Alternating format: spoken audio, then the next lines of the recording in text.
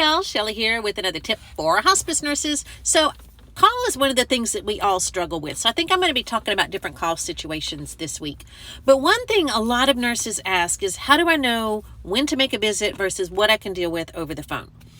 So I will tell you that my rule of thumb has always been that I am going to go make a visit for 99% of the calls. The only time I don't make a visit is if it's something like they need a refill or they need supplies delivered the next time, something like that. Any other call, I'm going to make a visit.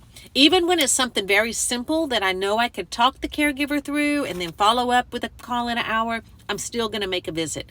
And the reason is that a large majority of these after-hour calls are for the caregiver and not for the patient. So if you think about it, they're in a really scary, foreign, stressful, high-anxiety situation.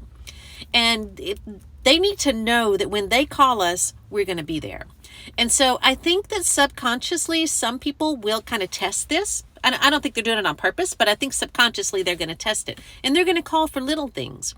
So if we show up for the little things, we can give them the peace of mind to know that we're going to show up for the big things. And this helps them to relax. And this in turn is going to, just by proximity, is going to help the patient to be calmer and relaxer because it's going to make the environment more peaceful. And I have also found that when we have caregivers that do call a lot after hours, that when you do start showing up every time, you'll notice that the calls will usually lessen. Usually, not always, but usually, okay, they've built up and they have that trust now and they know that you're going to be there when they call. So they're not going to call for all the little things because they know that when they call for the big things that you're going to be there. And we have to remember that caregivers are, not only are they in this stressful situation, but a lot of times they're not at their best. They are going to be sleep deprived. They're not probably eating the diet that they normally follow. They're not getting exercise or getting out of the house. So we want to do everything that we can to support them. And through supporting the caregivers, we support the patient.